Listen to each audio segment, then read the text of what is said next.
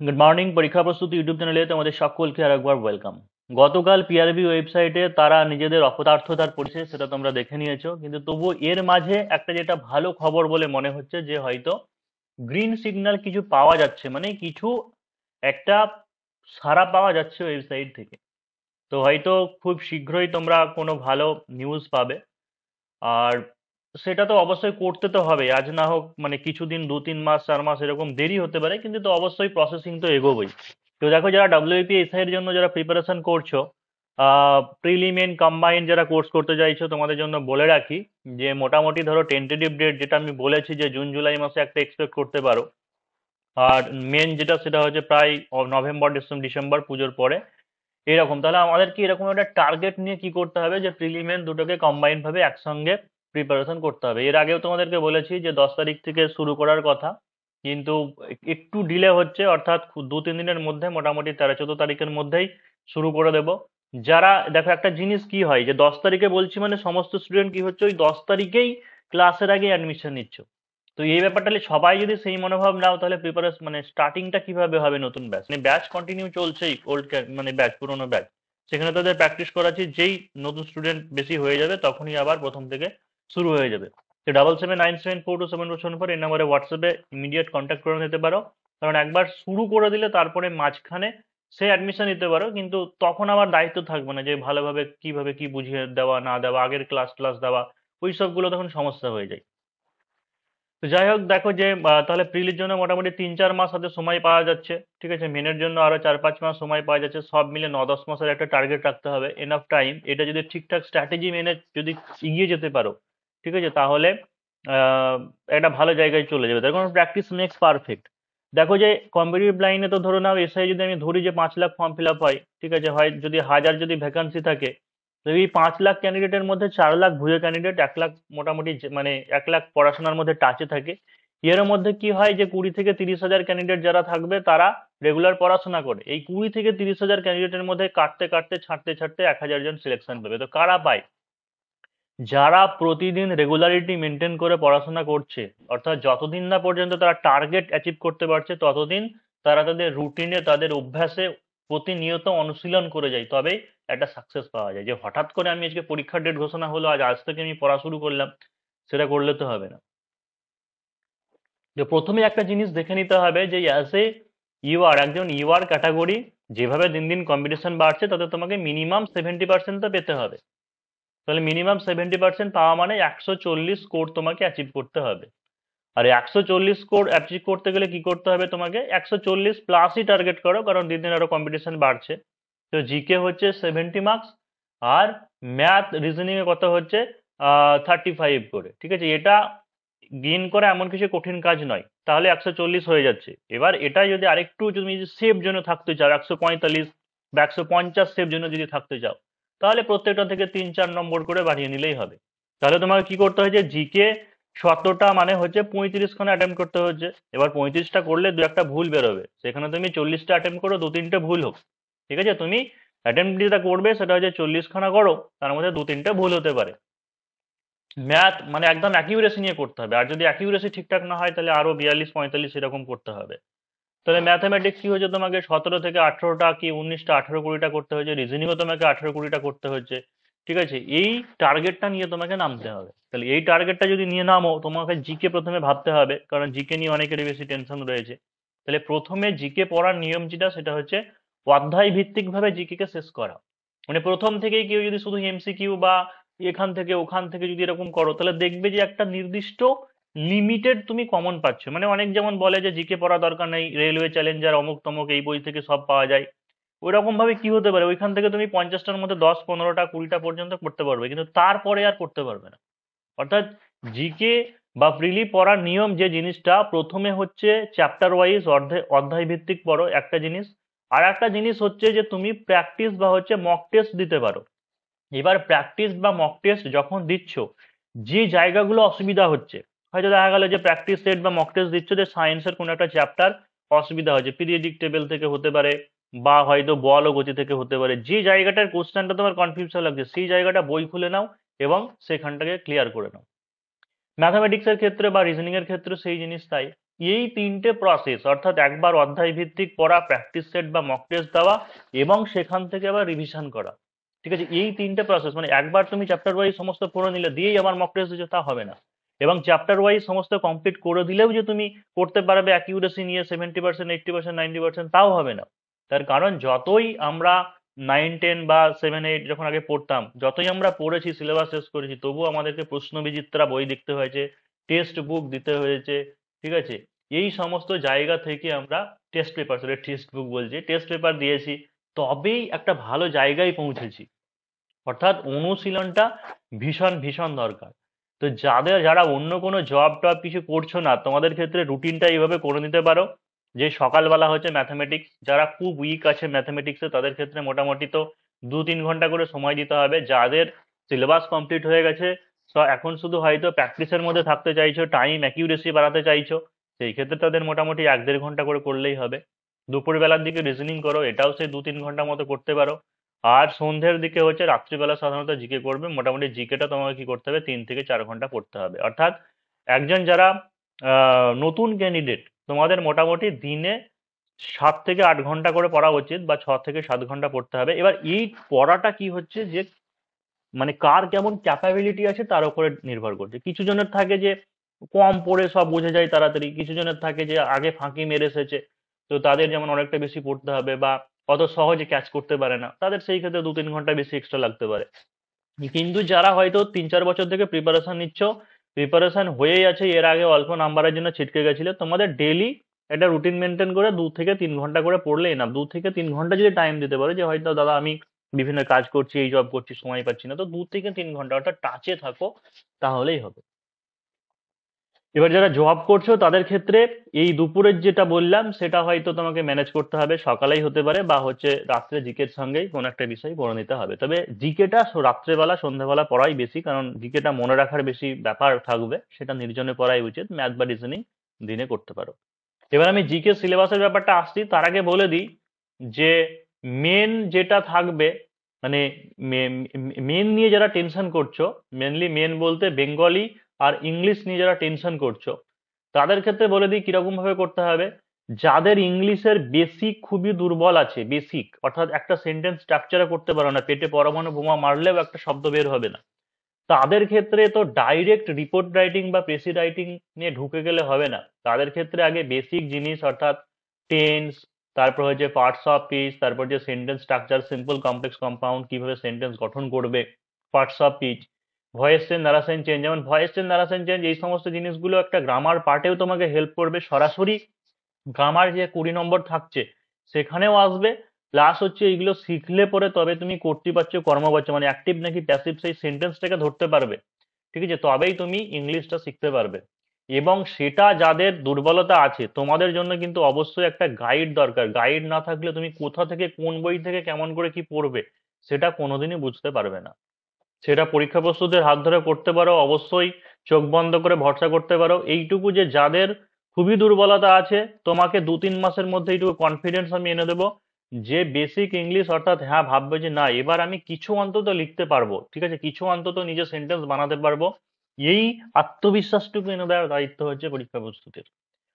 তো এটাই যে আর যারা ভালো একটা পজিশনে আছো বা ইংলিশে বেসিক টেসিক ক্লিয়ার আছে, অতটা টেনশন নেই, বেসিক না শিখলে হবে, ডাইরেক্ট তোমার ট্রান্সলেশন, প্রেসি, রিপোর্ট এই সমস্ত জায়গায় ঢুকে যাবে।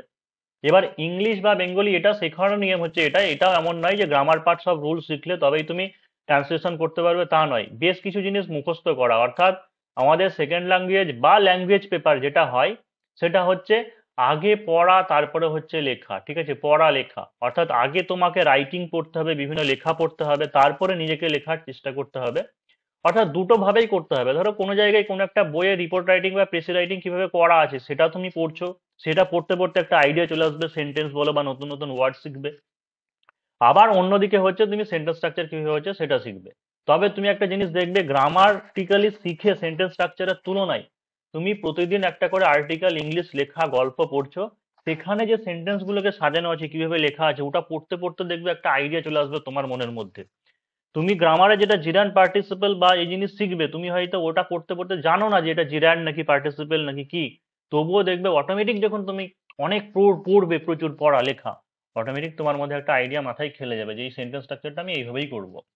তো যাই হোক, দুটো ভাবে সেটা কিভাবে করবে পরীক্ষা প্রস্তুতি ঢুকে গেলে অবশ্যই জেনে যাবে। তবে প্রিলি যেটা ভুল করে অনেক ক্যান্ডিডেট, যে প্রিলি আগে পড়ে নেয় তারপরে মেন শুরু করে, একদমই সেটা করবে না। এখন মেনে খুব একটা বেশি জোর না দিলেও প্রতিদিন যেমন হচ্ছে ট্রান্সলেশন একটু করে প্র্যাকটিস করা উচিত, বা সপ্তাহে হয়তো 2-3টে করে তুমি রিপোর্ট রাইটিং লিখলে, ঠিক আছে, রিপোর্ট রাইটিং গুলো পুরো মুখস্থ না করলে খাতায় তুলে রাখো। তো লেখা, হাতের লেখা ভালো হবে। একটা মেনের ক্ষেত্রে কিন্তু হাতের লেখা ভীষণ ভাইটাল পয়েন্ট। হাতের লেখা, তারপর হচ্ছে বানান ভুল। এই বানান ভুল যদি হয়, ইমপ্রেশন খারাপ হয়ে যায়। হাতের লেখা যদি ভুল হয়ে যায় তাহলে হচ্ছে অনেক নাম্বার কমে যায়, কারণ টিচাররা তো কষ্ট করে কেন পড়বে, এটা হচ্ছে ব্যাপার। তো হাতের লেখা সুন্দর পরিষ্কার পরিচ্ছন্ন হতে হবে। এই জিনিসগুলো মেনটেন তখনই হবে যখন তুমি প্র্যাকটিসের মধ্যে থাকবে। আর নিজে থেকে এগুলো হয় না, একটা গাইডেন্সের মধ্যে থাকলে তখনই সম্ভব। তুমি সপ্তাহে 2-3টে প্রেসি রাইটিং প্র্যাকটিস করলে, অর্থাৎ এই প্র্যাকটিসটাকে কিন্তু কন্টিনিউ রাখতে হবে। সেটা প্রিলিমেন এখন থেকেই, মানে প্রিলি এক্সাম না হওয়ার আগে থেকেই যেটা হয় মেনেরও প্রিপারেশন, সেটা একমাত্র গ্যারেন্টি তোমাকে জোর গলাতে বলে দিতে পারি, সেটা হচ্ছে পরীক্ষা প্রস্তুতিতেই হয়, যে মেনেরও প্রিপারেশন আগে থেকেই প্রস্তুতি দেওয়া হয়। আর জিকে যে চ্যাপ্টারগুলো, জিকে দেখো এই সমস্ত তো চ্যাপ্টারগুলো থাকবে: ইতিহাস, ভূগোল, জীবনবিজ্ঞান, ভৌতবিজ্ঞান, সংবিধান, পরিবেশ, অর্থনীতি, স্ট্যাটিক জিকে, এই এতগুলো স্ট্যাটিক, এবং হচ্ছে কারেন্ট অ্যাফেয়ার্স। এই তোমার হচ্ছে কটা, একটা, দুটো, তিনটে, চারটে, পাঁচটা, ছটা, সাতটা, আটটা, ঠিক আছে, আটটা সাবজেক্ট। এই আটটা যে সাবজেক্ট আছে তার মধ্যে সব থেকে প্রবণতা বেশি থাকে যেটা ইতিহাস, ভূগোল, ঠিক আছে। এইখান থেকে মোটামুটি ধরে রাখতে পারো ইতিহাস ভূগোল থেকে প্রায় 17 থেকে 18টা প্রশ্ন বা তার বেশি হয়ে যাওয়ার সম্ভাবনা। জীবন বিজ্ঞান, ভৌত বিজ্ঞান মিলে প্রায় তোমার দেখা যেতে পারে 8 থেকে 10টা বা 12টা পর্যন্ত কোশ্চেনের রেঞ্জ থাকতে পারে। সংবিধান, পরিবেশ এবং অর্থনীতি, এই এই জায়গা থেকে খুব কম পরিমাণে কোশ্চেন থাকে, মানে এই তিনটে চ্যাপ্টার থেকে বলতে পারো যে মোটামুটি 10 নম্বর পর্যন্ত থাকতে পারে। আর স্ট্যাটিক কারেন্ট অ্যাফেয়ার্স এখান থেকে, দেখো স্ট্যাটিক কারেন্ট অ্যাফেয়ার্স এমন একটা পার্ট, মানে এটা অনেক সময় ধরা যায় না যে এটা সায়েন্সের কোশ্চেন নাকি ভূগোলের প্রশ্ন। কারণ ভূগোল, বিশেষ করে ভূগোল সাবজেক্টটা এমন আছে যেটা অনেকটা স্ট্যাটিকের সঙ্গে জড়িত, মানে ওয়ার্ল্ড জিওগ্রাফির বেশ কিছু ব্যাপার আছে, সেগুলোকে যেমন জিওগ্রাফি পার্টের মধ্যে ফেলবে নাকি স্ট্যাটিক পার্টের মধ্যে ফেলবে। তো বলতে পারো যে স্ট্যাটিক পোর্শন অনেকটা মাঝে মাঝে মধ্যে হয়তো 20-25 হয়ে যেতে পারে, মানে ওই লোকে যদি ভূগোল বাদ দাও তাহলে স্ট্যাটিকে পড়ে যাবে, স্ট্যাটিক বাদ দিলে ভূগোলে পড়ে যাবে, এরকম বেশ কিছু ব্যাপার থাকে। তবে সংবিধান, পরিবেশ, অর্থনীতি এই জায়গা থেকে খুব একটা বেশি সম্ভাবনা থাকবে না, কারণ পুলিশের পরীক্ষা সংবিধান থেকে যদিও বা থাকে, পরিবেশ বা অর্থনীতি থেকে খুব কম পরিমাণে দেওয়া থাকে, ঠিক আছে। তবে সায়েন্সের যে পার্ট হয়তো দেখা গেলো এবার কিন্তু অন্য জিনিসটাও হতে পারে, যে এর আগেবার যেমন এসেছিল, যেখান থেকে বেশি প্রশ্ন এসেছিল, এবার হয়তো দিল না, প্যাটার্ন চেঞ্জ করলো, সেরকমও হতে পারে। এই ওভারঅল কিন্তু সমস্ত এই সাবজেক্টগুলোকে পড়তে হবে। তবে কোর সাবজেক্ট এই চারটে মেন সাবজেক্ট: ইতিহাস, ভূগোল, জীবনবিজ্ঞান আর ভৌত বিজ্ঞান। এবার আরেকটা জিনিস নিয়ে যেটা সন্দেহ হতে পারে বা কনফিউশনের মধ্যে অনেকে থাকতে পারে, সেটা হচ্ছে যে এই যে প্রিলি মেন অর্থাৎ ডেসক্রিপটিভ যে প্রিপারেশনের ব্যাপারটা নিয়ে জিকে ব্যাপারটা, এটা আমি গ্যারেন্টি দিয়ে বলছি যে জিকে একটাই প্রিপারেশন হবে, জিকে একটাই প্রিপারেশন, সেটা হচ্ছে অধ্যায় ভিত্তিক পড়ো, এবং ওটাই প্রিলির জন্য পড়া হবে, ওটাই মেনের জন্য হবে। তার কারণ বড় যে 10 নম্বরের প্রশ্ন সেটা কোনোদিনই আসবে না, আর এইটুকু গ্যারেন্টি থাকো। অর্থাৎ যেটা এখন ওয়ান লাইনের বা এক কথায় শব্দ, মানে একটি শব্দে বা একটা বাক্যে উত্তর লিখতে হয়েছে, সেটাই হতে পারে 2-3টে বাক্য টিকার মতো করে শর্ট নোট আকারে হতে পারে, কিন্তু তবু ওই 2-2.5 নম্বরের মধ্যেই সীমাবদ্ধ থাকবে। ওটা বড় কোনোদিন 5-10 নম্বরের হবে না, যে আলাদা আলাদা আগে যেমন হতো বড় বড় লেখা, সেটা থাকার সম্ভাবনা খুবই কম, সেরকম হবে না। অর্থাৎ এমন ভাবে পড়তে হবে যেটা পরীক্ষা প্রস্তুতিতে করানো হয়, যে জিকে পেপারটাকে হচ্ছে প্রিলিমেন কম্বাইন্ড ভাবে করানো।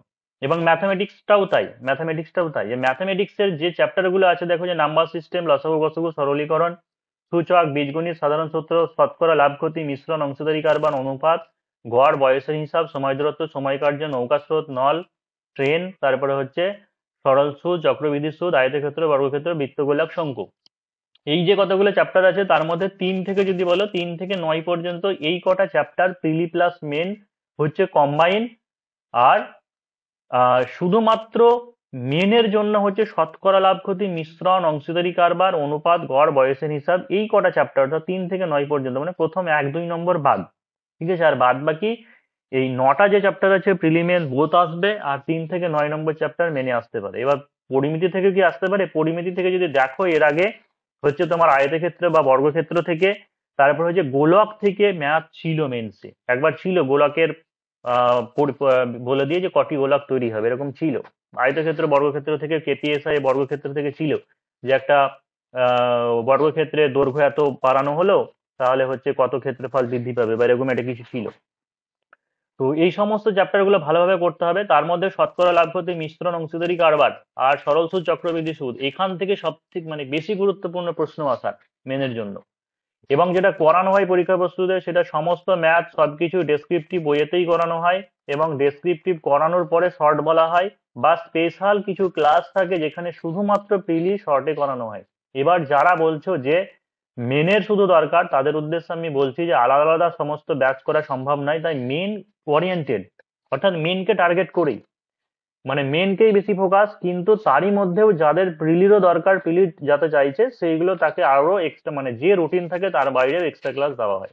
তাই যাদের মনে হবে যে আমার ফোকাস নষ্ট করবো না, শুধু মেন করবো, তুমি শুধু মেনের ক্লাসগুলোই জয়েন করবে, প্রিলি ক্লাস তোমার জয়েন করা দরকার নেই।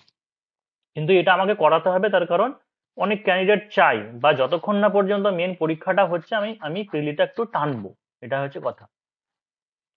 রিজনিং এর ব্যাপার দেখো, যে অ্যানালজি, তারপর হচ্ছে ক্লক ক্যালেন্ডার, এদিকে হচ্ছে ডিরেকশন, আর তার সঙ্গে যে জিনিসটা বলি, যে বাংলা এবং হচ্ছে ইংরেজি মেনের জন্য যাদের চিন্তা রয়েছে, তাদের উদ্দেশ্যে বলা হচ্ছে যে মেন কিন্তু এই দুটোই ফ্যাক্টরের উপর ডিপেন্ড করছে কাট অফ।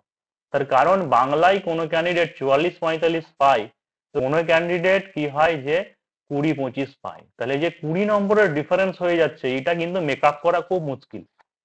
আর বাংলায় 40 নম্বর, ইংরেজিতে 30 নম্বর, অন্তত এই যে 70 নম্বর, এটা তোমাকে পেতেই হবে, না তো মেরিট লিস্ট থেকে তুমি ছিটকে যাবে। আর এই 70 নম্বর পাওয়া সহজে পাওয়া যেতে পারে, আবার অনেক খাটলে ঠিকঠাক নিয়ম স্ট্র্যাটেজি না জানলে কিন্তু পাওয়া যাবে না, এমনও হবে। তো বাংলার ক্ষেত্রে এখন সহজ করে দেওয়া আছে, একটাই প্রতিবেদন, 30 নম্বর, 20 নম্বরের বঙ্গানুবাদ।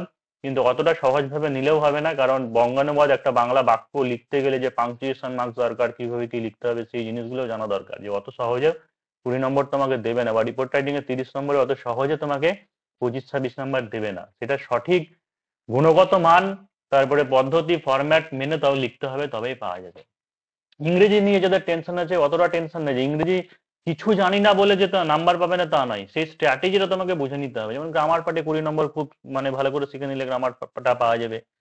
তুমি প্রেসি রাইটিং এর নিয়মগুলো জেনে নাও, রিপোর্ট রাইটিং এর নিয়মগুলো জেনে যাও, কোন কোন টপিক গুলো আসবে সেইগুলো তোমাকে জানতে হবে। মোটামুটি বাংলা ইংরেজি সব মিলে প্রায় 20 থেকে 25 খানা টপিক পেয়ে যাবে, এবং সেই টপিকের মধ্যেই অবশ্যই কমন পাবে। এবং আজ পর্যন্ত 2018 সাল থেকে পড়াচ্ছি, প্রতিবারই সে এসওআই হোক, এক্সাইজ হোক, বা ডব্লিউপি, কেপিএসআই, প্রত্যেকটাতে কমন এসেছে। এমনকি ক্লার্কশিপ বা মিসলেনিয়াস ডব্লিউবিসিএস এও টপিক কমন এসেছে রিপোর্ট রাইটিং এর, এটাও রেকর্ড আছে।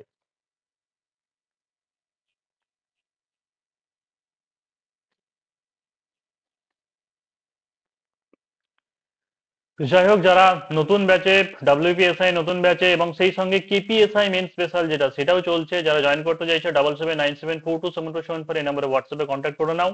খুব শীঘ্রই ব্যাচ শুরু হচ্ছে। আর যারা ভাবছো যে শুরু হোক আগে তারপরে তোমাদের জন্য, যাই হোক, ডিসিশন নাও খুব তাড়াতাড়ি।